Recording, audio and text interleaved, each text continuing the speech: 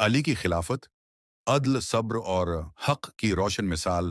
حضرت علی ابن ابی طالب اسلام کی تاریخ کی وہ عظیم اور درخشاں شخصیت ہیں جن کی خلافت حق، عدل، شجاعت اور تقوی کی عالی مثال ہے۔ آپ رسول اکرم کے چچا زاد بھائی اور داماد تھے، سب سے پہلے ایمان لانے والوں میں شامل ہوئے اور پوری زندگی اسلام کی خدمت میں گزاری۔ حضرت علی کی خلافت ایک ایسے نازک دور میں قائم ہوئی جب امت مسلمہ اندرونی فتنوں، سیاسی انتشار اور سماجی بے چینی کا شکار تھی۔ حضرت عثمان کی شہادت کے بعد اسلامی ریاست شدید بحران میں مبتلا ہو گئی۔ عوام کی اکثریت نے حضرت علی کو خلافت کی ذمہ داری سنبھالنے پر آمادہ کیا۔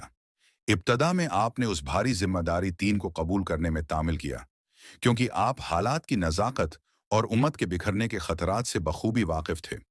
مگر جب لوگوں کے اصرار اور حالات کی سنگینی کو دیکھا تو آپ نے خلافت قبول کر لی، مگر واضح فرما دیا کہ آپ حکومت کو ذاتی مفاد یا طاقت کے لیے نہیں، بلکہ اللہ کی رضا اور حق کے قیام کے لیے استعمال کریں گے۔ حضرت علی کی خلافت کی سب سے نمایاں خصوصیت عدل و انصاف تھی۔ آپ نے حکمرانوں اور گورنروں کو سختی سے ہدایت دی کہ عوام کے ساتھ انصاف کریں، کمزوروں کے حقوق کا خیال رکھیں اور بیت المال کو ذاتی خزانہ نہ سمجھیں۔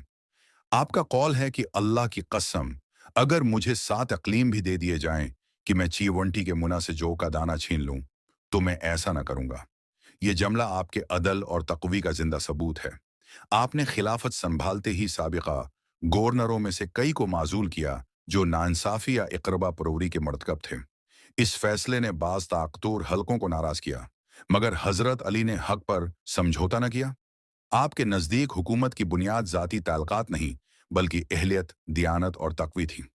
حضرت علی کے دور خلافت میں کئی بڑے فتنے اور جنگیں پیش آئیں، جن میں جنگ جمل، جنگ صفین اور واقعہ تحکیم شامل ہیں۔ یہ تمام واقعات امت مسلمہ کے لیے نہایت آزمائش کے لمحات تھے۔ حضرت علی نے ہر موقع پر صبر، حکمت اور حق کا دامن تھامے رکھا۔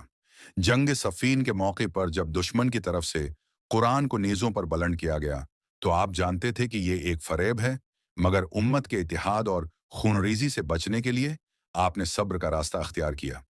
خوارج کا فتنہ بھی حضرت علی کے دور خلافت کا ایک بڑا امتحان تھا۔ ابتدا میں آپ نے انہیں سمجھانے اور اصلاح کی بھرپور کوشش کی، مگر جب انہوں نے فساد اور قتل و غارت شروع کی تو مجبوراً ان کے